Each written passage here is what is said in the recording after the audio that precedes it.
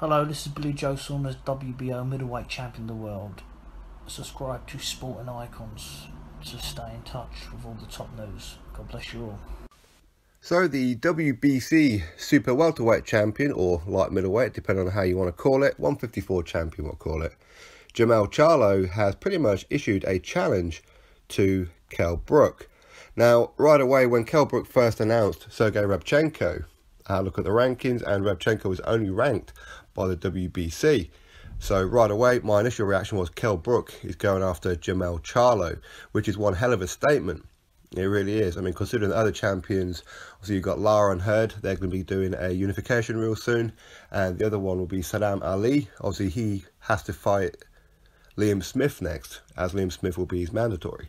So right away, when he chose Rabchenko, my initial reaction was he's going after Jermell Charlo. And then over the last week, the WBC put on the line for Kell Brook against Rabchenko the WBC silver title, which puts Kell Brook into pole position, if you like, for Jermell Charlo to give him a voluntary. But anyway, this is what Jermell Charlo had to say about Kell Brook and a potential fight. We will definitely try to get Kell Brook over to America, but if the money is right, the champ can always travel. Go over to the UK and get the win we will deserve. I definitely have a blueprint. Styles make fights, and I'm just not the sort to say no problem. He's coming up to my weight class, that's it. I know how to beat him already. I'm one of the hardest hitting light middleweights they've had for centuries. That was Jermell Charlo's statement. So again, this is the fight that I would absolutely love to happen. I really, really would. Now, there was an interview with Eddie Hearn early doors this morning on IFL, a phone interview, and Kugan Cassius posed that question to Eddie Hearn, and Eddie Hearn said that he would love to make that fight for June the 9th, which is Jermell Charlo's next fight date, and for Team Charlo, if you like, to call up Eddie Hearn and let's get it done. Of course, that would be Al Heyman and that, I believe, so that would be great news. Now, as far as this fight goes, for Jermell Charlo to say he's got the blueprint to beat Kell Brook, well, what is the blueprint? Break an orbital bone in his eye socket. That's the only blueprint to beat Kell Brook, right? Break his face. Can Jermell Charlo break Kell Brook's face? Don't know. And here he says that he's one of the hardest hitting light middleweights that they've had for centuries. Well, you know, let's just keep it real. That's not true, because out of the 30 fights, he's only stopped 15 of them. And not all of them were knockout. A lot of them were referee getting in the way. So, you know, to say that you're one of the hardest hitting ones, no. Now, let's look at the two losses for Kell Brook. Triple G, he was winning that fight up until he got his right orbital bone broken. Okay, so obviously the towel come in, all that kind of stuff. Against Errol Spence, again, he was winning that fight, and I think most people would agree that he was up until the 6th round when that happened to his left eye. Exactly the same injury, but on the opposite eye. I mean, that's just rotten bad luck. And then from the 6th, Errol Spence was starting to take over the fight, but Kell was still kind of holding his own. So to say that Jermell Charlo has the blueprint, he doesn't have the blueprint to beat Kell Brook. He doesn't. The only way to beat Kell Brook is to break his face. That's the only way to do it. And because he's had both of his eye socket orbital bones repaired, they held up very well. The right eye against Errol Spence held up. So I was fully confident going into the fight last night with Rabchenko that Kell Brook's eyes will be absolutely fine. It wouldn't have mattered how many times he got punched on it. It should be absolutely fine. So again, with Jermell Charlo, there is no blueprint to beat Kell Brook at the minute, because the two guys that he lost to, he was winning up until he got that injury, right? And I think that's fair to say. So is Jermell Charlo saying that he is better than Errol Spence Jr.? Is that what he's saying? I don't think so. That he's going to outbox Kell Brook better than what Errol Spence Jr. could? No, of course not. Is he better than Sean Porter? Arguable. But this is an interesting fight.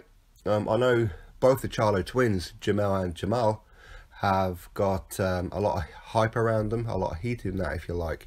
But of course, if you look at Jermell, specifically 154, you know, you really have to look and see what it is that he's done.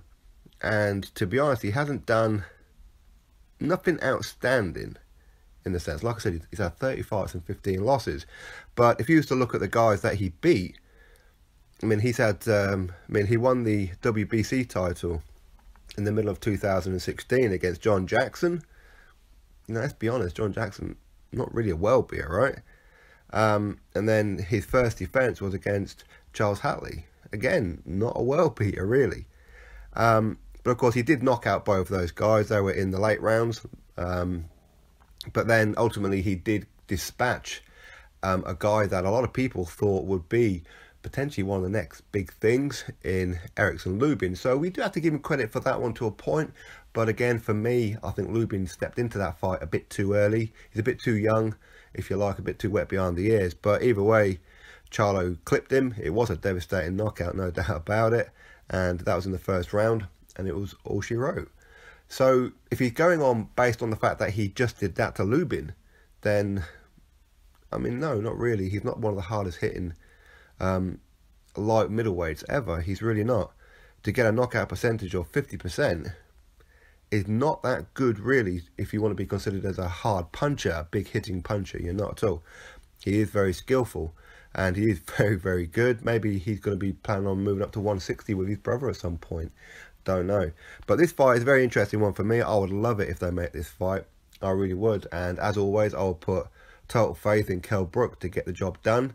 I can't gauge too much, if you like, on the Rebchenko victory, because again, it was very, very early, very quick. Second round stoppage. First round, he controlled it very, very well. He was using his jab, and the uppercuts and the hooks were landing. And Kell Brook looked comfortable. He looked confident in that fight.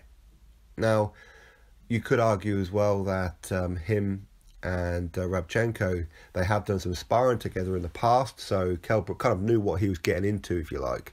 So maybe he had some success in those sparring sessions and pretty much knew that he could carry that over. Maybe. But as I said, it was only a 2-rounder. Can't take too much into it. But ultimately, he did carry his power up to 154. Who knows? Maybe he's going to be carrying a bit more power now. He's a bit heavier, a bit more comfortable. You know, he's not draining himself to make the weight of 147 anymore. 154 is a bit easier for him.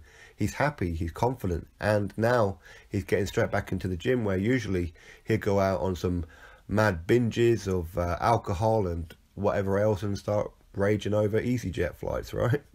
So I would love this fight, I really would. And as I said, Kell Brook is one of my favourite fighters, regardless of the fact that he's taken 2 losses. A loss doesn't mean that they should be thrown in the trash can, like a lot of people seem to think, and that really kind of annoys me.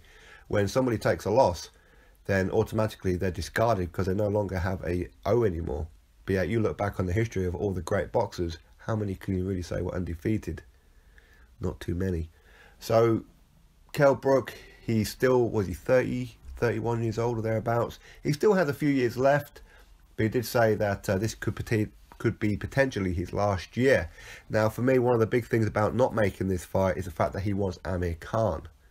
Amir Khan, who just signed up to Matchroom with Eddie Hearn. He's got a 3-fight deal, and he wants all 3 of those fights this year. Kell Brook also wants 3 fights this year. Kell Brook has got rid of his first one in Rebchenko. Amir Khan needs to get rid of Phil Greco. That's on April 21st or something like that, if I remember rightly. In Liverpool at the Echo Arena. So all successful there. Then Amir Khan wants to have another fight, potentially a Adrian Broner or a rematch with Danny Garcia, which would be brilliant. Absolutely brilliant. I would love that. Kell Brook, what does he do next? If he doesn't fight Jermell Charlo next, then he's not going to get an opportunity to be a 154 champion if he's only going to be fighting 3 fights and then hanging up his gloves. So it's either fight Jermell Charlo next, or give up any kind of hope of being a 2-weight world champion, because if he's serious about making the Amir Khan fight in the 3rd fight of this year, later in the year, then he's going to be giving it up. So for me, if there's an opportunity to make this fight, I think Kell Brook, Eddie Hearn, Jermell Charlo and Al Heyman, everybody involved, get this fight made. Kell Brook is quite willing to travel, of course. He's already done that with Sean Porter. In addition to this as well, Errol Spence Jr.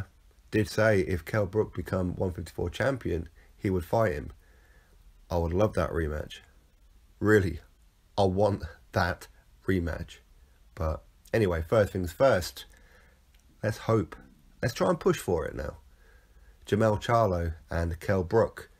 Maybe Kell Brook's not ready. Who knows? But for me, looking at how Jermell Charlo fights, his percentages, who that he's beaten, nothing really stands out. He could be one of the guys for the future. He really could. But right now, he's yet to prove it. And a Kell Brook on his resume would look pretty good. Equally, a Jermell Charlo on the record of Kell Brook is also very, very good. That will go alongside the likes of Sean Porter. So drop your thoughts below. Click that thumbs up. Subscribe. Catch you on next video.